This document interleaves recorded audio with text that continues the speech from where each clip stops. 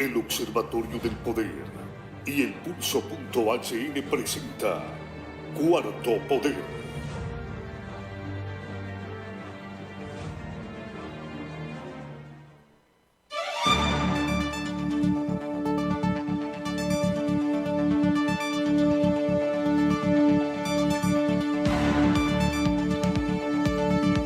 Buenas tardes, Honduras. Bienvenidos a un programa más de Cuarto Poder. Es un placer para nosotros dirigirnos a nivel nacional a todo el país. Gracias por estar pendientes de este espacio que hemos formulado para buscar la realidad del país desde un punto de vista objetivo. Cortesía de el Observatorio del Poder y diario digital El Pulso.hn.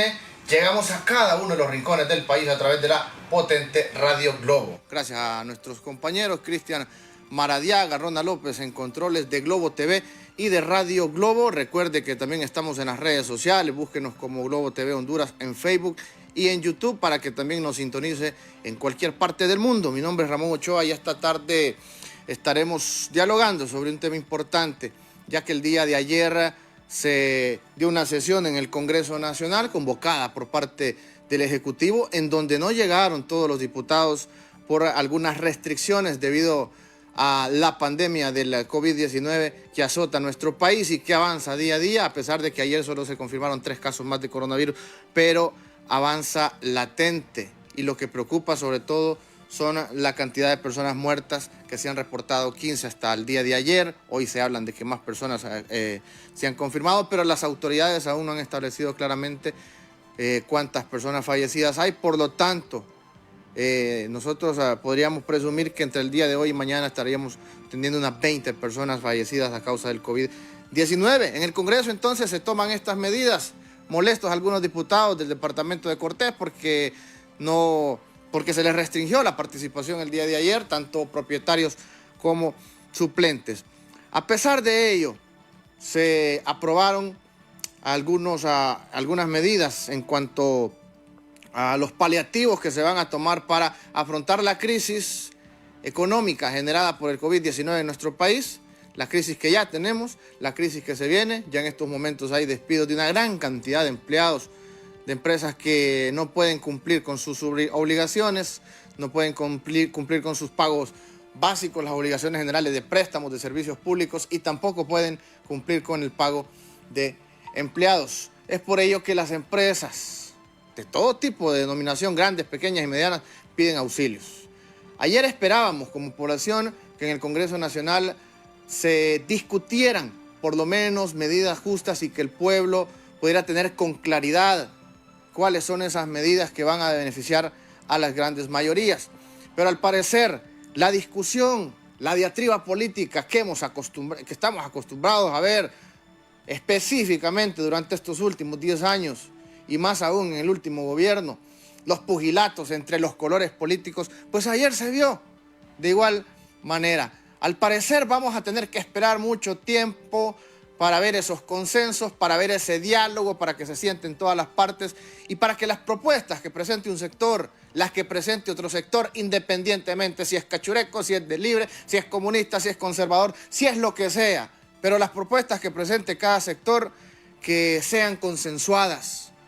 No solo por las autoridades, no solo por el Ejecutivo, no solo por los diputados, sino que también estas medidas sean consensuadas con la empresa privada, sean consensuadas con los diferentes sectores afectados, con los dirigentes obreros que representan una gran masa laboral en nuestro país, porque nosotros, como población, al final somos los afectados y estamos a la expectativa de lo que va a suceder en las próximas semanas. Hay una esperanza en estos momentos en los 128 diputados del Congreso Nacional, y es momento de que aquellos que han decepcionado a la población hondureña se reivindiquen y puedan establecer medidas congruentes para beneficio de todos y todas los hondureños.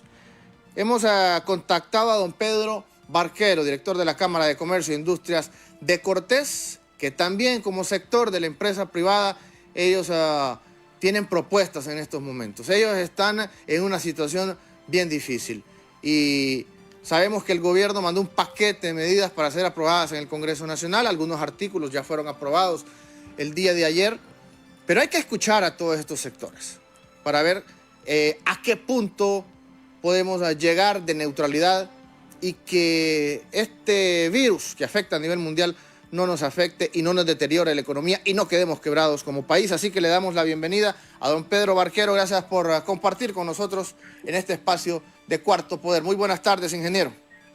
Buenas tardes, un gusto estar esta tarde con ustedes y un saludo al pueblo hondureño. Gracias.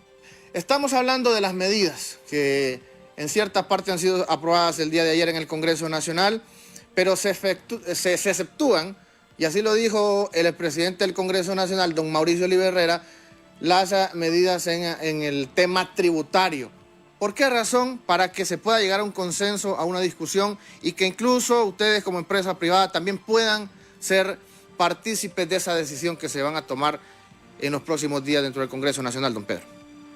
Sí, a ver, es importantísimo que las medidas que se tomen ahorita se tomen de consenso para que nos aseguremos que sean medidas integrales que cubran a todo el mundo. Nosotros hemos estado insistiendo con medidas que tienen que beneficiar a todo el pueblo hondureño, tienen que beneficiar a los micros, pequeños, medianos, grandes, también al sector informal. Entonces, ¿qué es lo que nosotros hemos propuesto? De modo general es prórroga de pago de impuestos, prórroga de pago de servicios públicos y líneas de crédito para todos.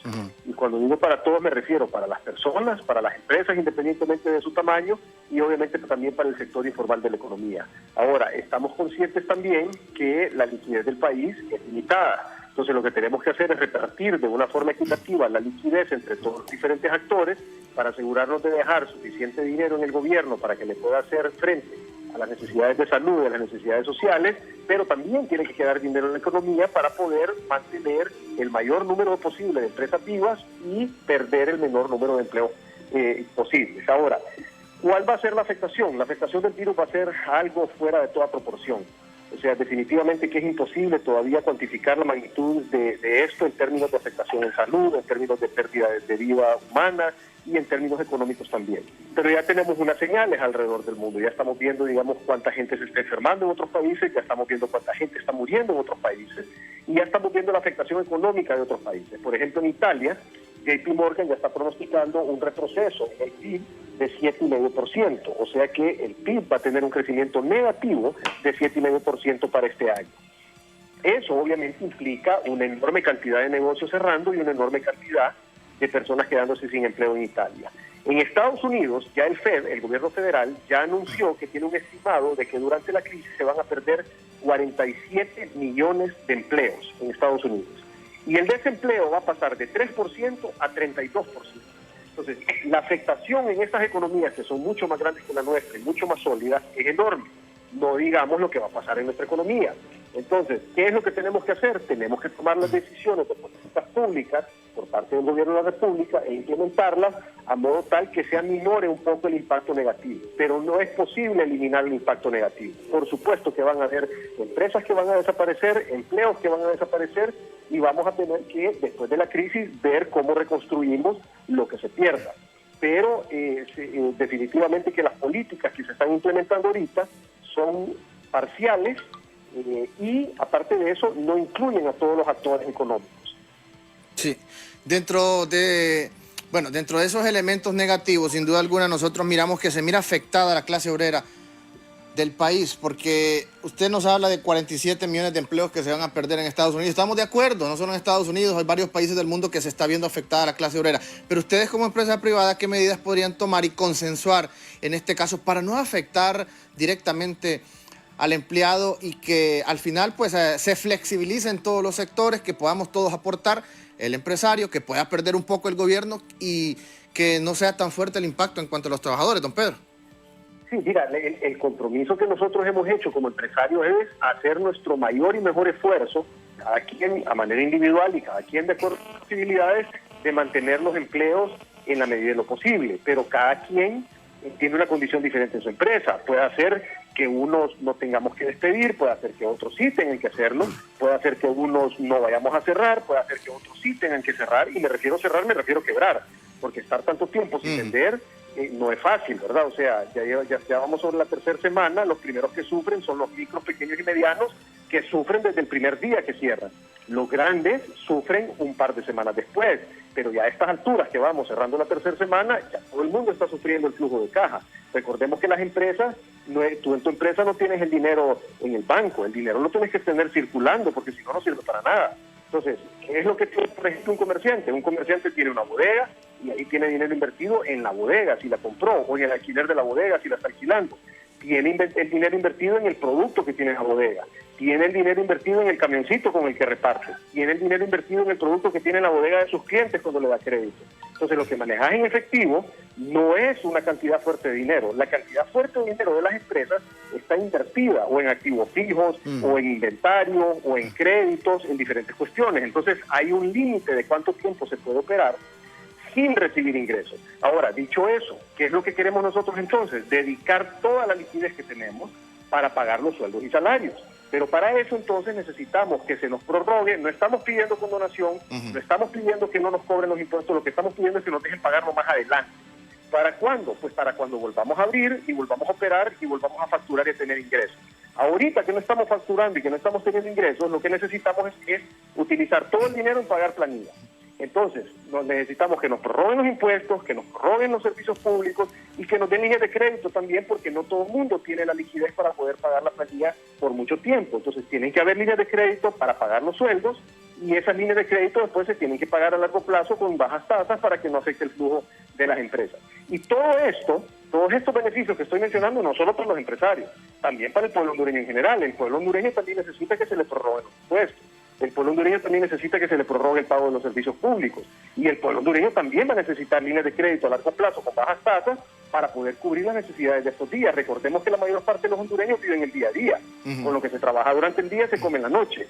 Entonces, al no estar trabajando por tantos días y no estar generando ingresos, obviamente también vamos a tener que encontrar los mecanismos para poderles dar una liquidez a través de financiamientos. Sí, a la banca privada sabemos que la mayoría de empresas, no solo las empresas, sino que los pobladores en general, vivimos o tenemos compromisos específicamente con la banca privada. ¿También piden alguna readecuación ustedes dentro de su propuesta o que se prorrogue también los pagos o compromisos que se tienen o que se haga como se ha hecho en otros países, arreglos de pago a 2, 3 años donde para poder cumplir esos compromisos, pero no en estos momentos, no en estos 4 meses que se estima que puede durar la crisis? Sí, es correcto. De hecho, ya los bancos ya lo están haciendo. Hay unos bancos que lo están haciendo de forma automática, te tiran las cuotas de estos meses para el final del préstamo, y hay otros bancos que uno tiene que ir físicamente a llenar un formulario y solicitar. Pero lo importante es que todos los están haciendo. Ese es un acuerdo en que llegaron los banqueros con la Comisión Nacional de Bancos y Seguros y con el Banco Central. Entonces ya esa parte, digamos que está arreglada para las empresas formales y para las personas también que tienen financiamiento. El problema es que nosotros tenemos un enorme sector de la economía que es informal, que esa, digamos que en términos legales no existen, porque no tienen una escritura, porque no tienen una constitución legal. Entonces, esas personas son las que nosotros tenemos que llegar a ellos con diferentes formas de financiamiento. Una de las maneras de llegar a ellos es ahorita, aprovechando para que se formalicen en este momento y puedan tener acceso entonces a los créditos que van a estar disponibles. Pero tenemos que encontrar, no estoy diciendo que sea la única salida, estoy hablando en voz alta, dando una opción, pero tenemos que encontrar las formas creativas de llegar a estas personas porque el mercado informal en Honduras es enorme y necesitamos ver cómo atenderlos porque ellos también son hondureños y también tienen necesidades. Correcto. En cuanto a las obligaciones tributarias, me llama la atención esta propuesta que generó el Partido Libertad y Fundación. Pide suspender los pagos durante 6 meses del impuesto sobre la renta durante el año fiscal 2019 para las empresas y personas naturales afectados por la emergencia del COVID-19. Piden suspender, pero dentro de las propuestas del Ejecutivo presentadas el día de ayer en el Congreso Nacional, no habla de suspender, sino que habla de la misma palabra que usted no menciona, prorrogar nada más el pago. ¿Estarían ustedes consensuando para llegar a un punto flexible, tomando en cuenta la propuesta de Libre, tomando en cuenta la propuesta del gobierno y que al final en ese consenso pueda salir una luz clara para cualquiera de estos dos elementos o hacer una combinación clara, don Pedro, sobre para que no se afecte a ninguno de los dos sectores, ni a la empresa privada ni tampoco al gobierno, porque sabemos que vive de la recaudación específicamente?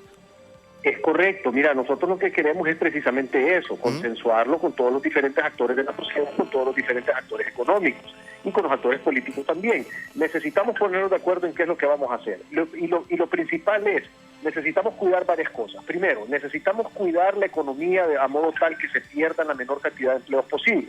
Pero también necesitamos cuidar las finanzas públicas para que el gobierno pueda cumplir con su responsabilidad de cuidar la salud del pueblo hondureño y algunos aspectos sociales durante la crisis. Entonces, ese equilibrio lo tenemos que encontrar, pero para encontrarlo no puede ser una imposición de un solo sector, no puede ser solo una imposición del gobierno de la República, tiene que ser consensuado por todos los actores. Ahorita cada quien puede aportar sus mejores ideas y luego acordar entre todos cuál es la cosa que más conviene. ¿Por qué? Porque cada quien tiene un punto de vista diferente. Nosotros como sector empresarial tenemos un punto de vista, el gobierno de la República tiene otro punto de vista, los políticos tienen otro punto de vista y en la riqueza de la diferencia de las opiniones vamos a poder llegar a tomar mejores decisiones. Efectivamente, el pago de los servicios públicos para la población en general, no solo para la empresa privada, también dentro de estas propuestas del Partido de Oposición Libertad y Refundación, miramos que se pide que no se hagan esos pagos en este momento. Y no habla ni de readecuación, sino que habla de que el gobierno prácticamente asuma la responsabilidad. ¿Tendrá la capacidad del gobierno para asumir este tipo de responsabilidades? ¿O cree usted que al final sí son medidas populistas, como denunciaron algunos diputados contrarios al Libre, sobre estas medidas que al final van a ser imposibles de cumplirlas? Estas propuestas prácticamente no se pueden tomar en cuenta en cuanto al pago de servicios públicos. No, mira, yo creo que todas las propuestas vale la pena analizarlas. O sea, aquí tenemos que quitarnos los sesgos políticos, los adjetivos a las diferentes personas y a los diferentes movimientos políticos. No es momento de estar calificando Correcto. a nadie de X, Y o Z cosas. Lo importante es, tomemos las propuestas de cada quien, todos somos hondureños. Todas nuestras voces tienen que ser escuchadas y analizadas. Entonces, si alguien tiene una propuesta, sentémonos, analicémonos y analicémosle y le damos los números. Tal vez hacérselo a todo el mundo sería bastante difícil para el gobierno porque no hay suficiente dinero, pero tal vez se puede hacer una segmentación, porque digamos, si yo puedo pagar mi recibo de la luz, lo pude pagar en marzo, tal vez lo voy a poder pagar en abril, yo no me tengo que acomodar entonces a que me lo regalen. O sea, tiene que ser realmente algo bien estudiado, bien analizado para la gente que realmente lo necesita. Y nosotros como sector privado somos más amigos de hacer prórrogas que de hacer condonaciones, porque sabemos que el gobierno va a tener una enorme necesidad de recursos para los problemas de salud. Mira lo que está pasando ahorita en los otros países. Mira en Ecuador, la gente se está muriendo en las calles. Mira en Italia, la gente se está muriendo en las calles. Mira en España, la gente se está muriendo en las calles. Mira en Nueva York, en Estados Unidos, la gente también se está muriendo en las calles. Entonces, si en estos países que tienen muchísimo más recursos que nosotros está pasando eso, imagínate lo que va a pasar en Honduras. Entonces sí tenemos que cuidar las finanzas públicas, pero a la vez también tenemos que cuidar la economía, porque una vez que pase esta crisis, necesitamos que la gente, la mayor cantidad de gente posible que tiene trabajo, que lo mantenga, aunque sabemos que muchos lo van a perder porque hay empresas que van a desaparecer, simplemente no van a aguantar la crisis. Muchas gracias, don Pedro Barquero. La última consulta, y si esta crisis dura mucho más tiempo de lo que está predestinado, imagínese 4, 5, 6 meses, ¿qué medidas se pueden tomar? Ayer hablábamos con don Julio Raudales, expresidente del Colegio de Economistas de Honduras, y él decía que la economía, o sea, que no tenemos que ver a la economía alejada de la salud, sino que la economía es una prioridad para que también la calidad de vida de las personas pueda ser adecuada. Trabajar a medio palo, abrir una o dos veces algunas empresas, y me refiero a otro tipo de empresas como ferreterías, tiendas de muebles, tiendas de ropa, de artículos suntuarios que no son indispensables, pero que no van a aguantar 3 meses con sus empresas cerradas. ¿Qué propuesta se generaría si esta crisis continúa por muchos más meses? Mira, a ver, para nosotros la prioridad número 1 es la salud y la vida, ¿ok? Y después viene la economía, porque de nada nos sirve cuidar la economía si la gente se nos va a estar muriendo. De nada sirve tener dinero en el banco si no va a estar enterrado en una tumba. Entonces, lo principal es tratar de cuidar la salud y la vida. Lo demás, mira, la humanidad, tal vez como nosotros hemos vivido una época, digamos que bastante cómoda, y me refiero a que en la antigüedad, por ejemplo, la gente que le tocó vivir la Primera Guerra Mundial, la Segunda Guerra Mundial, o en tiempos más antiguos que se pasaban invadiendo unas naciones a otras. Entonces, la humanidad siempre ha superado todas estas crisis. Igual lo vamos a superar ahorita. Lo que pasa es que hemos sido una generación que ha tenido una enorme cantidad de comodidades y de seguridades que no se habían tenido nunca en la historia de la humanidad. Y por esas comodidades y esas seguridades que hemos tenido como humanidad, no me refiero a que todo el mundo lo ha tenido, pero me refiero en términos generales como humanidad, pues estamos ahorita con esta crisis que nos agarra de sorpresa, porque nunca nos imaginamos que íbamos a estar en una situación como esta. pero igual lo vamos a superar. Ahora, para superarlo necesitamos estar ahorita completamente encerrados y seguir las instrucciones. ¿Qué es lo que pasa? En la medida en que nosotros sigamos las instrucciones de encerrarnos, en esa medida va a haber menos afectados en su salud, menos muertos y más rápido vamos a reactivar la economía. Los países que menos están afectando su economía son los países que mejor han controlado el encierro. El caso de Taiwán, el caso de Corea del Sur, el caso de Alemania, el caso de Suiza. Solo por mencionarte 3, 4 ejemplos. Esos países, la gente ha tenido la disciplina de obedecer las instrucciones del gobierno. Cuando les dicen se encierran. Cuando les dicen solo salen los de número de identidad tal, solo salen los números de identidad tal. Se respetan las instrucciones. Y ellos entonces son los menos afectados en salud, tienen el menor número de muertos porcentualmente hablando y sus economías son las menos afectadas. Pero en países como Italia, España, que la gente no hizo caso, ahí se están muriendo a ritmo, en España de 300 personas diarias y en Italia a ritmo de 1000 personas diarias. Y las economías fuertemente afectadas. En Estados Unidos el gobierno, por decisión propia, decidió no hacer un encierro total, sino que son medidas parciales y ya estamos viendo cómo ya va superando los datos oficiales de China. Entonces, lo más inteligente que podemos hacer nosotros los hondureños es seguir las instrucciones que nos están dando para que nosotros mismos, entonces, siendo responsables con nosotros, nos cuidemos de no afectarnos en nuestra salud, no arriesgarnos a perder nuestra vida y le vamos a hacer una menor afectación a la economía. Yo sé que ahorita suena difícil esto, decir, hey, ¿cómo es que le voy a hacer menos afectación a la economía encerrado si no estoy operando, no estoy vendiendo? Hey, todos estamos pasando por eso, pero el punto es que entre más encerrados estemos, menos tiempo encerrados vamos a estar. Pero si el gobierno dice vamos a estar encerrados 2 semanas y todo el mundo sale, como lo que ha estado pasando, no van a ser 2 semanas, van a ser 2 meses los que vamos a estar encerrados. Entonces necesitamos tener la disciplina como nación, como país, como hondureños, y de esa manera vamos a salir más rápido de esta crisis. Le agradezco mucho su participación, ingeniero Pedro Barquero. Fue un placer conversar con usted en Cuarto Poder. Un gusto, un abrazo y buenas tardes.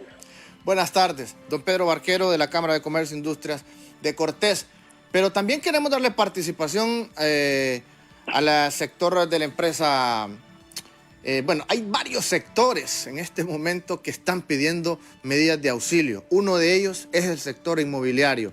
Tenemos a don Obed López en línea de este importante rubro en nuestro país que genera una gran cantidad de empleos y que está estancado también en este momento. Obed, bienvenido a Cuarto Poder, buenas tardes. Buenas tardes, Ramón. Buenas tardes a todos los radioescuchas.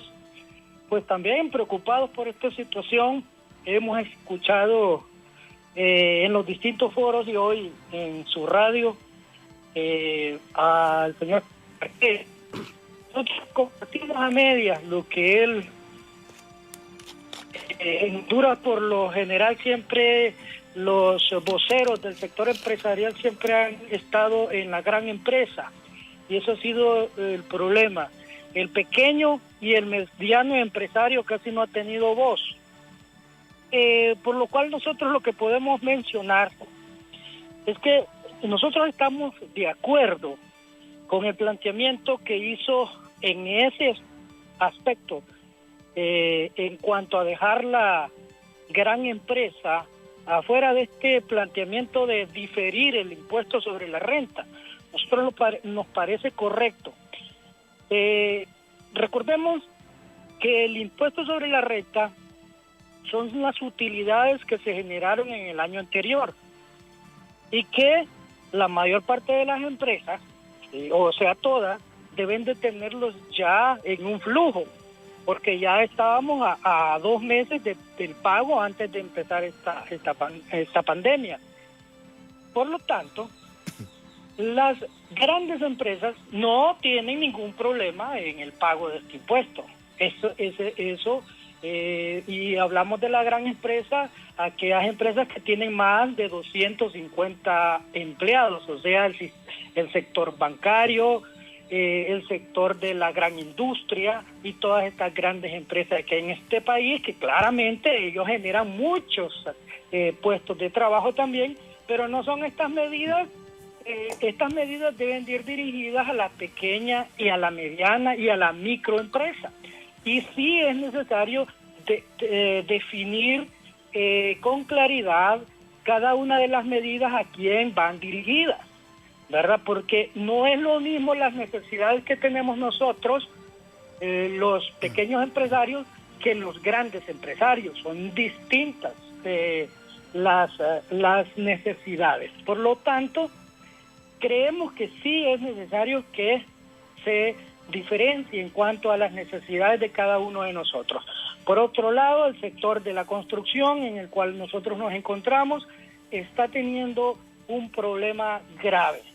Recordemos que nosotros en el sector de la construcción empleamos mano de obra directa e indirecta, y la mayor parte de nosotros, de nuestros colaboradores, son albañiles, son fontaneros, y el sector de construcción, muchos de las empresas no tienen de planta este personal, sino que es un personal por obra. O sea, que si un albañil hoy no está trabajando, no se paga. O sea, y eso no es de una empresa en particular, es todo el sector de construcción. Así son los trabajos del sector albañilería, estamos hablando de los carpinteros, estamos hablando de los fontaneros, estamos hablando de todos los que nos fabrican ventanas y todo este rubro muy amplio. Por lo tanto, es importante también ir definiendo como Estado, ir definiendo este tipo de necesidades que también existen hoy y que tenemos este gran problema de este tipo de personas que no están generando ningún ingreso. Personal, digamos, hay otro personal que sí genera, que sí nuestras empresas están, el personal de planta que sí se está pagando y se va a seguir cancelando, y yo estoy en comunicación con muchos de los empresarios del sector construcción que también lo están haciendo, pero sí hay una amplia gama de puestos de trabajo que no están generando ningún ingreso hoy por hoy. Esto es uno de las que yo quería comentar, Ramón. Sí, gracias por su aporte, Obed. Sabemos que este es un sector significativo para la vida económica del país y que está en estos momentos totalmente paralizado. Obed, ¿cuáles serían las repercusiones de estar 3-4 meses más en esta situación, específicamente para el rubro? Bueno, nosotros sabemos que va a haber una recesión económica fuerte. Yo creo que esta pandemia nos va a llevar a todo el año 2020. Toda la planificación que se tenía para este año ha fracasado, ya son otros números los que van a poder analizar, o sea que tenemos que tomar otras medidas. Sin embargo, hoy por hoy sería mentiroso aquel empresario que diga que hasta hoy, estamos hablando de casi un mes de esta pandemia, se han perdido gran cantidad de puestos de trabajo. Yo creo que el empresario, y es un llamado urgente al empresariado, el empresariado tiene que asumir estos costos. La sociedad conformada por los socios debe de bajar esos niveles de utilidad esperada, no a costa de el que más necesita, que es el empleado. Si el accionista tenía pensado recibir cierto porcentaje de utilidad, este accionista debe bajar esos números, porque ¿qué es lo que ocurre normalmente en el sector empresarial? Ocurre que cuando pasan estas cosas, ¿verdad? Lo que hacen es bajan el nivel de costo, a un nivel que les permita alcanzar sus utilidades esperadas. Entonces, yo creo que es necesario hacer un llamado a todo el empresariado, de la gran empresa, la pequeña empresa, la mediana empresa, que nosotros tenemos que buscar la forma de soportar estos gastos, esta situación, esta pandemia, esta situación que nos tiene con esta incertidumbre. Nosotros hacemos un llamado al gobierno que desde hoy existan ya mesas de trabajo planteando los temas económicos, cómo reactivar la economía, cómo vamos a iniciar. Ya lo dijo el señor Pedro Barquero, nosotros vamos pensando en lo que están haciendo los países que tuvieron este impacto de salubridad antes. Tenemos que ir aprendiendo de los errores, tenemos que ir aprendiendo de qué es lo que está haciendo los distintos países con esta pandemia en los temas económicos, en qué han fallado, en qué han hecho bien, y en ese sentido plantearnos y plantear esa mesa de crisis, esa mesa económica, y que vaya poniendo los escenarios, cuándo podemos arrancar, vamos a arrancar a principios de mayo, a mediados de mayo, a principios de junio. Bueno, nosotros, y así, claro, en esa visión, también el empresariado va a ir también haciendo sus cálculos, haciendo sus números, haciendo su planeación. Claro, le agradezco su comunicación, don Obed López del sector inmobiliario. Esperamos, quizás, tal vez programamos para la próxima semana un programa para hablar específicamente de este tema, ya que tenemos otros contactos en este momento. Le agradezco, Obed. Saludos, Ramón. Bien, don Obed López. También tenemos en línea a la diputado Luis Redondo, ¿sí?, del Partido Innovación y Unidad Pino. Le damos la bienvenida a este espacio de Cuarto Poder. Diputado, le saluda Ramón Ochoa. Muy buenas tardes. Buenas tardes, Ramón, y a todo el auditorio de su radio.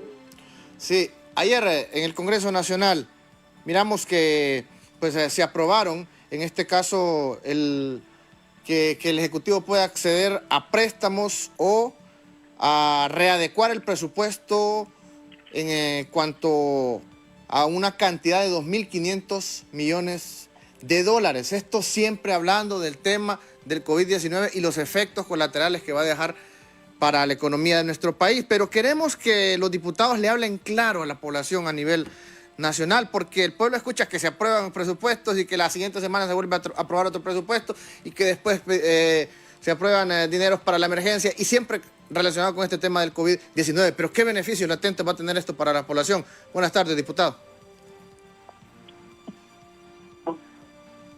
Hola. Sí, le escuchamos. ¿Me escucha bien ahí? Claro, perfecto, sí. Ok, perfecto. Mire, en primer lugar, quiero darle un contexto de lo siguiente. Usted dijo algo que es súper importante, y eso que en Estados Unidos se conoce, lo que voy a hacer ahorita se conoce como Civic Education, o educación cívica, o educación de información a la gente. Aquí lo conocemos como transparencia, o que se debe informar a la gente de todas las cosas que se tienen que hacer, o se deberían de hacer para resolver los asuntos que tienen que ver con el manejo de fondos o las leyes que se aprueban en el Congreso Nacional.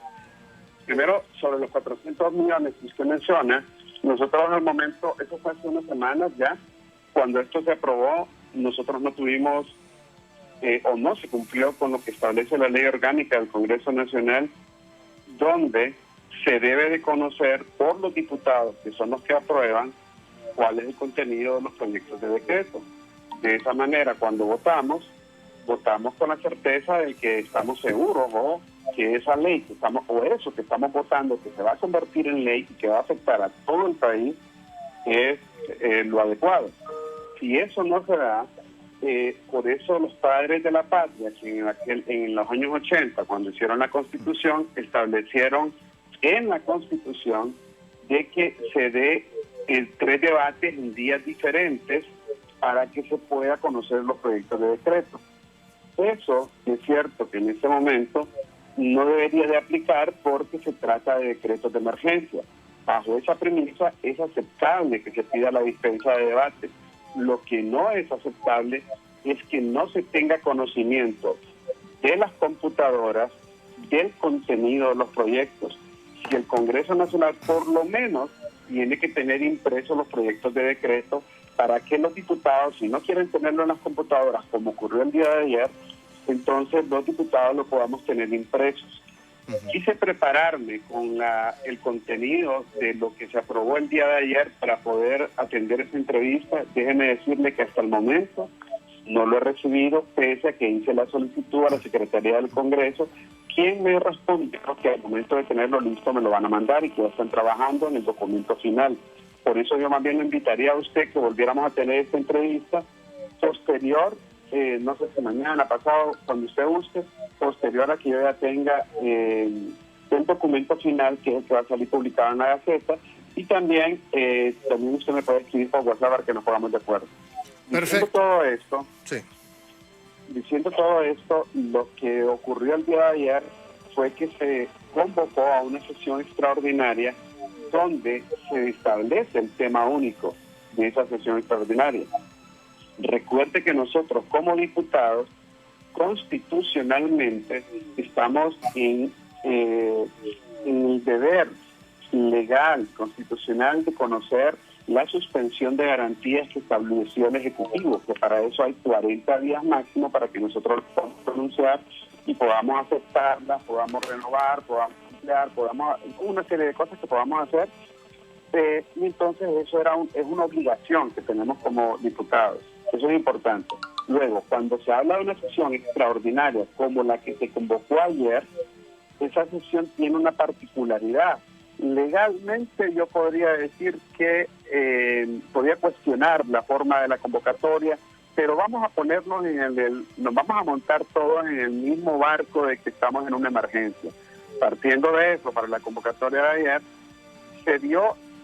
se permitió que presentáramos iniciativas de ley, pero no se permitió que se leyeran los considerandos y tampoco se leyera el articulado, solo que se dijera que se presentaban y que en qué consistían, tal vez decir el título de lo que consistía, y que esos proyectos de decreto se iban a postear en las páginas del Congreso y que se iban a discutir para poderlos pasar a una comisión y se pudieran aprobar posteriormente o simplemente, dependiendo de lo que la comisión dictamine, si es favorable o no favorable, por ley, pasarlo al Pleno para ver si el Pleno opina lo mismo que la comisión. Eso es por ley que debería de ser así. Y eso se permitió ayer. Se permitió entonces que se presentaran algunos proyectos. Muchos diputados lo que hicieron es que presentaron manifestaciones. En lo personal le voy a decir, mire, pero eso es algo muy personal de Luis Redondo. Para mí las manifestaciones en este momento no sirven. Ahorita, ¿de qué me sirve a mí hablar bonito o feo? Ahorita me sirve proponer bajo la figura legal constitucional que tenemos proyectos de decreto que puedan ayudar a lo que se necesita como prioridad. Por ejemplo, yo tengo prioridades de un montón de cosas, montones de cosas, pero la prioridad importante en ese momento para Honduras es, por ejemplo, que no se esté mandando a una licitación como mandó el Registro Nacional de las Personas ahorita para comprar aires acondicionados. Para mí eso no es prioridad, pero sí es prioridad que no son aires acondicionados para COVID, ¿verdad? Pero para mí sí es prioridad que todos los recursos del Estado, absolutamente todos, estén enfocados en dos cosas: alimentar a la gente para que la gente no se vea en la necesidad de salir a las calles, y dos, en fortalecer el sistema de salud con el concurso del Colegio Médico, que son los que saben, para poder contrarrestar o combatir el COVID-19. Sí. Eso es como la prioridad. Entonces, en base a eso, fue que del proyecto que se le dio lectura ayer, que llevó Eval Díaz, diciendo que era del Ejecutivo, y que hicieron cadena nacional y que dijeron varias cosas, y en la cual se sacaron algunos personajes, entre ellos al señor Casi del COEP, que apoyaba este proyecto de decreto que se iba a discutir en el Congreso. Déjeme decirle que, óigame bien, ahora son exactamente a las 4:29 de la tarde del viernes 3 de abril. Yo, Luis Redondo, como su jefe de bancada, doña Dori Gutiérrez, como jefe de bancada del PIN, no tenemos ningún proyecto de decreto que se iba a discutir ayer. Ayer se discutió, ayer se aprobó y no lo tenemos. Pedimos la palabra reiteradas veces durante la discusión del proyecto.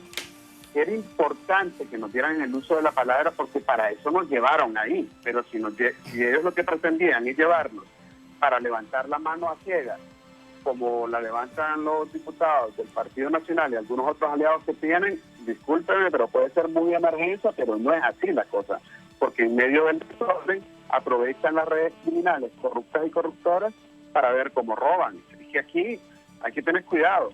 Hay que tener mucho cuidado, porque hay quienes están usando esto políticamente y hay quienes están sacando provecho.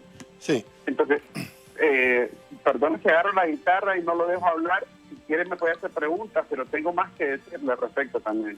No, está bien, solo que, óigame, es sorprendente lo que nos está diciendo entonces, que no se leyeron los considerandos. Entonces se aprobó una ley, esta ley de auxilio del sector productivo y los trabajadores, donde se le aprueba al Ejecutivo poder gestionar esos 2.500 millones de dólares a través de la reeducación del presupuesto, a través de la gestión de fondos internacionales, 2.500 millones de dólares, y no se leyeron los considerandos. Entonces no se sabe específicamente para qué es esta ley, para qué se van a destinar estos fondos. Yo le puedo decir, le puedo sostener, y no solamente eso, demostrar, porque eso yo lo documento todo, y lo documento por si hay alguna responsabilidad que deducir posteriormente, de que no conocemos hasta hoy, viernes 3 de abril, el contenido de esta ley, más lo que se presentó en los monitores.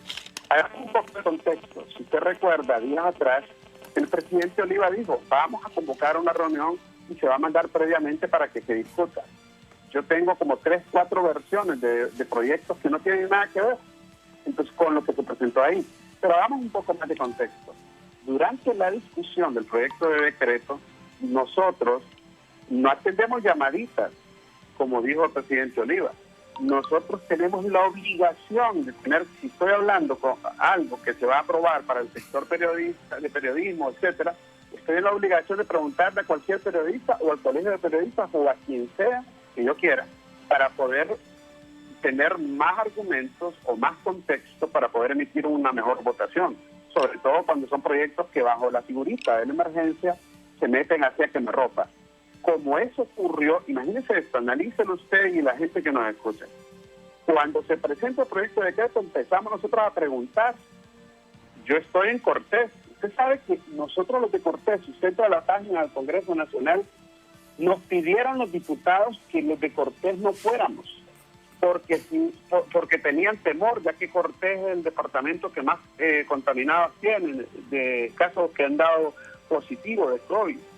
Y los diputados de Cortés no fue ninguno porque le pidieron eso. Dije yo, espérame un momentito. Primero, yo me estaba cuidando. Segundo, tengo mi propia bioseguridad, etcétera. ¿Cómo no voy a ir yo a defender los intereses del departamento de Cortés, del pueblo de Cortés que me eligió?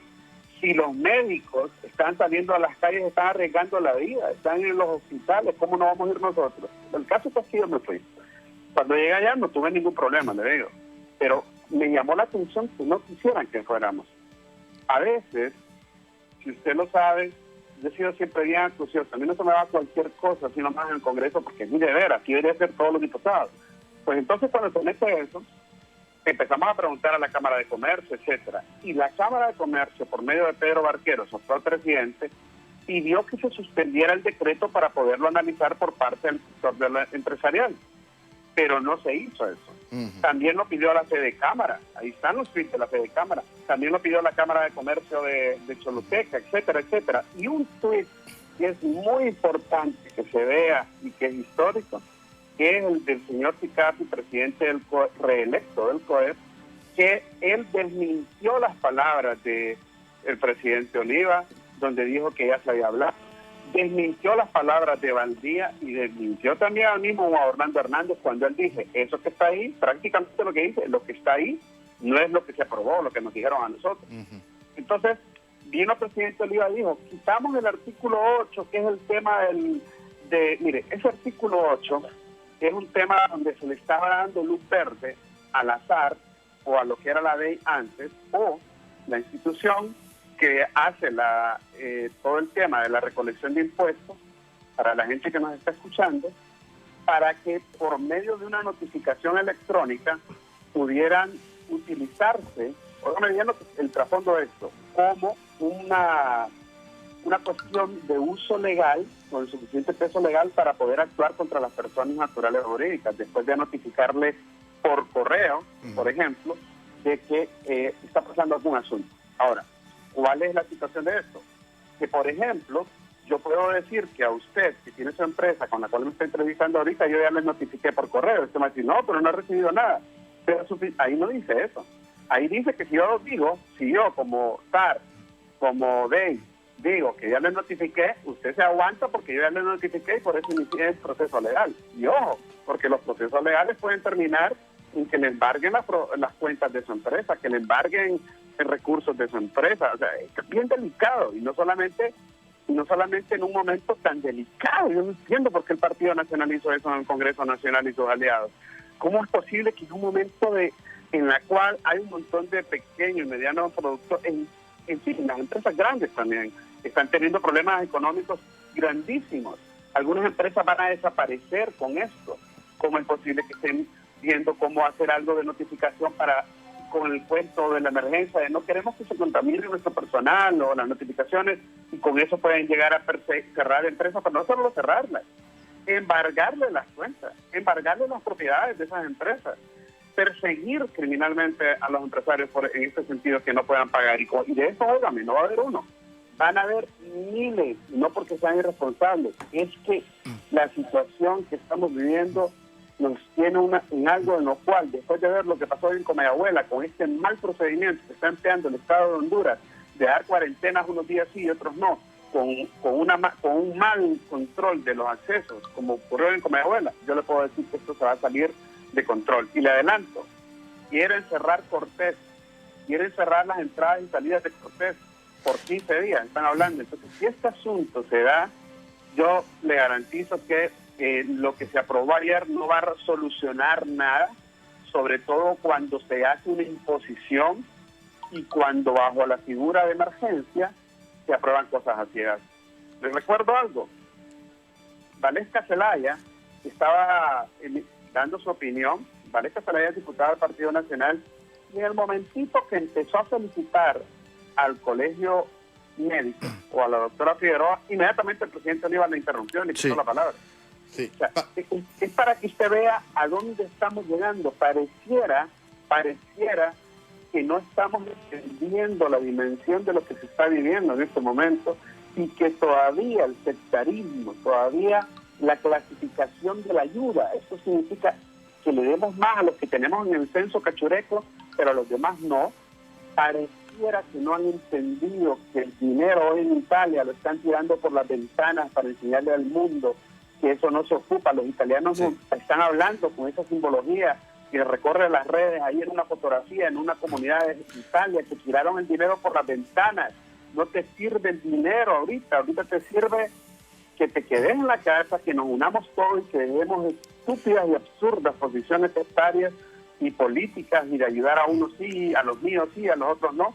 Tenemos que todos en conjunto trabajar. No se está haciendo eso, yo lamento que no se hizo eso ayer. Diputado, sin embargo, le agradezco mucho su participación por cuestiones de tiempo. Le hago la última consulta y vamos a ampliar en este tema y lo vamos a invitar también la próxima semana. Pero fíjese que en el caso de los empresarios están agradeciendo la actuación de don Mauricio Oliva de no tocar específicamente el tema tributario y dejarlo para consenso. Tal es el caso de don Eduardo Facusé, que ha sido un empresario crítico de las acciones de este gobierno. Don Juan Carlos Sicafi, presidente del Consejo Hondureño de la Empresa Privada. La Federación de Cámaras de Honduras también felicitan a don Mauricio Oliva por esta gesta específicamente de no tocar en este momento el tema tributario. Es que se hizo porque la guerra que se armó, que no se vio en la televisión, fue tremenda allá adentro. Claro, como nosotros nos íbamos a ir encima porque no nos daban la palabra, les dio miedo que nos acercáramos y se contaminaran o algo. Mire, perdón que lo diga de esa manera, pero es que no fue que Mauricio lo decidió. Es que la presión que hicimos ahí, yo le voy a decir algo, la posición que hizo Libre, por ejemplo, la posición que hizo el Pino ahí, por ejemplo, y que tuvimos que publicar en las redes, y eso nos ofendieron terriblemente adentro del Congreso, porque publicamos en las redes la salida oportuna de Pedro Barquero de la Cámara de Comercio, de la Fedecámara. Eso, señores empresarios, eso fue lo que hizo reaccionar. Por eso, claro, yo creo que fue sabio el presidente Oliva de suspenderlo, pero ojo, y que hay de Conatel, de lo que se aprobó de Conatel, porque en el RAP, en lo que se aprobó del RAP, usted que tiene fondos, imagínese que si usted tiene fondos en el RAP y usted le van a dar sus fondos de inmediato, solo si es despedido por consecuencia del COVID. Y la gente que ya fue despedida antes, ¿por qué le retienen el dinero? Si usted tiene 3 meses antes, 4 meses, el año pasado, lo despidieron en diciembre. Sí. Y antes de diciembre del año pasado, lo han despedido usted, no le dan los fondos, aunque se los pueden dar, porque eso es dinero. Claro. ¿Por qué no se los dan? Entonces, ese tipo de situaciones son las que nosotros hubiéramos mejorado, y eso es lo que vamos al Congreso Nacional. Perfecto. Claro, aplaudo lo que Mauricio Oliva al final hizo. Perfecto, le agradezco su comunicación, esperamos contactarlo la otra semana, diputado Luis Redondo. Dios le bendiga y perdone por no dejarle la guitarra. Sí. Gracias a diputado Luis Redondo del Partido de Innovación y Unidad. Le vamos a dar la participación, también tenemos en línea al abogado Benedicto Santos, que quiere participar también sobre este tema. Abogado Benedicto Santos, muy buenas tardes. Sí, muy buenas tardes, Ramón, un gusto escucharlo. Realmente me he quedado con paciencia ahí escuchando la conversación del diputado, pero hay un gran sector en la población hondureña que nos encontramos en una situación difícil, que es los que tenemos empleos personales, la mayoría de las tareas independientes, los abogados, al estar cerrada la Corte Suprema de Justicia, el Ministerio Público y todo el aparato estatal, nosotros estamos en una situación de vulnerabilidad terrible. Es cierto, hay algunos abogados acomodados que se han logrado acomodar de acuerdo a algunas posiciones en su trabajo, pero la gran mayoría, la gran masa de trabajadores estamos desprotegidos. ¿De dónde vamos a pagar los servicios básicos? ¿De dónde vamos a pagar todas las deudas que se nos vienen encima? Si el aparato estatal solo está buscando cómo proteger al Estado y no proteger, ¿cómo se llama?, a su gente, que rompiendo el principio constitucional que dice el artículo 59, que la persona humana es el fin supremo de la sociedad y del Estado. Perfecto. Abogado Benedicto Santos, gracias por su participación. Sí, muchísimas gracias. Sí. Es importante conocer la opinión de todos los sectores, pero de lo que pasó ayer en el Congreso Nacional, pues unos tienen una opinión, otros tienen otras propuestas, otros trataron de consensuar y al final no hubo un entendimiento en cuanto a las propuestas de uno y otro lado. ¿Qué pasó con el paquete, con las propuestas que llevaba Libertad y Refundación en este caso, que fueron incluso llamadas medidas populistas por parte de miembros de la bancada del Partido Nacional y también del Partido Liberal? Sobre ello, tenemos a don Mario Segura en la línea telefónica, jefe de bancada del Partido Liberal. Don Mario Segura, muchas gracias por atender nuestra comunicación. Bienvenido a Cuarto Poder. Sí, muy buenas tardes. Primero quiero aclararle que fue una opinión muy particular mía. Sí. Yo tengo un gran cariño y un gran respeto por el Partido Libre. En su mayoría comparto lo que ellos expresaron, pero otras situaciones no las comparto, porque creo que en este momento de dificultad que está pasando el país, tenemos que ser congruentes con nuestros pensamientos y con nuestros planteamientos y plantear medidas que realmente sean posibles dentro de lo que realmente tiene el Estado. En ese sentido yo hice un pronunciamiento, sé que como usted muy bien lo ha apuntado, a uno no le gusta, que la mayoría somos de su Partido Libre, y realmente pues uno se preocupa porque sentimos que en este momento donde todos deberíamos de consensuar propuestas, y yo creo que ayer, como ustedes muy bien me han dicho, lo que esperaba el pueblo es que todas las fuerzas políticas nos hubiésemos reunido y que lleváramos una sola posición. Sí. Posición de traerle ayuda, alivio y alimento al pueblo hondureño que está sufriendo en este momento, a los médicos que están en los hospitales sin medicamentos, sin protección, al pueblo que está encerrado sin alimentación y a las empresas que están cerrando y despidiendo gente. Cada empleado que se despide de una empresa es un problema más que nos viene a sumar a esta difícil crisis que estamos pasando los hondureños. ¿Qué medidas usted mira específicamente que realmente no tienen congruencia por parte de esta propuesta de Libertad y Refundación? Por ejemplo, le voy a mencionar algunas. Ellos hablaban de suspender los pagos del impuesto sobre la renta, instruyen al Banco Central y a la Comisión de Bancos y Seguros a establecer, con el apoyo del Sistema Financiero Nacional, una concesión de no pago de préstamos por 6 meses, prorrogables a 1 año. Hablan también del no pago o de la prórroga del pago de los servicios públicos durante determinado tiempo. Mire, primero, si suspendemos el pago de impuestos, ¿quiénes pagan impuestos en este país? Aquí son las grandes empresas las que generan dinero. Los pequeñitos, como bien lo apuntaba hoy Cali, el que anda con la carretilla, el que tiene su panadería pequeñita, por lo general no pagamos impuestos. Entonces yo creo que más bien es favorecer a una clase pudiente en este país. En torno a los créditos, mire, la mayoría del dinero que manejan los bancos son los ahorros de los cuentavientes.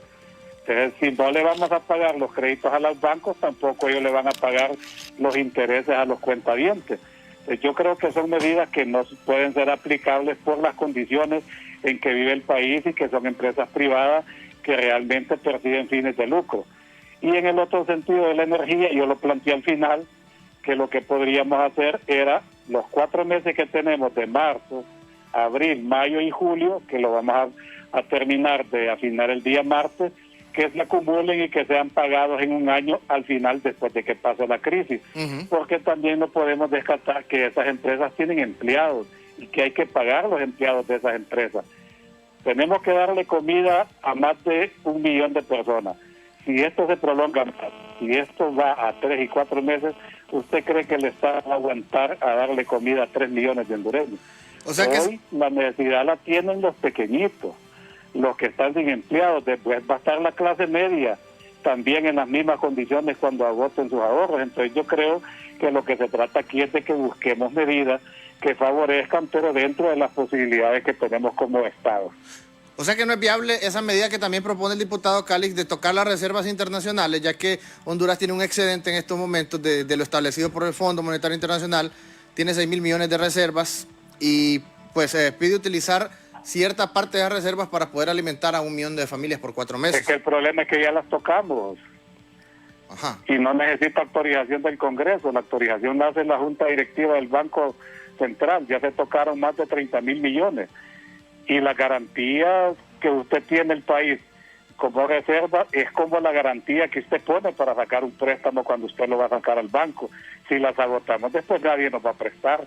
Cuando tengamos que reactivar la economía y tendremos que exportar, recuerde usted que nuestros lempiras fuera de esta frontera no tienen validez. Correcto. La pregunta que nos podríamos hacer, ¿qué vamos a hacer cuando exportemos 5 millones de quintales de café y de allá para acá no podamos traer esos dólares porque ya no tenemos reserva? Efectivamente. Yo creo que esto Sí.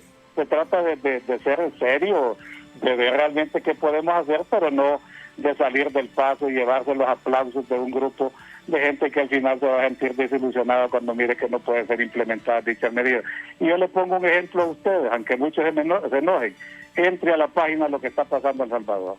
No se pudo implementar los $300 que decía Bukele para cada familia, porque los dejaba totalmente sin reserva. Yo creo que también debemos de ser congruentes con los planteamientos que hacemos. Don Mario Segura, le agradezco su comunicación, se nos fue el tiempo y también lo esperamos en un próximo programa porque hay temas importantes que abordar, por lo menos Muchas la próxima gracias semana. a usted y le agradezco por su seriedad con que usted aborda los temas, pidiéndole a los pobladores que por favor nos quedemos en casa, que es la única vacuna que en estos momentos existe. Claro que sí. Muchas gracias. Y eso lo decimos todos Gracias. los días. Quédese en Bendiciones casa. y cuídese mucho.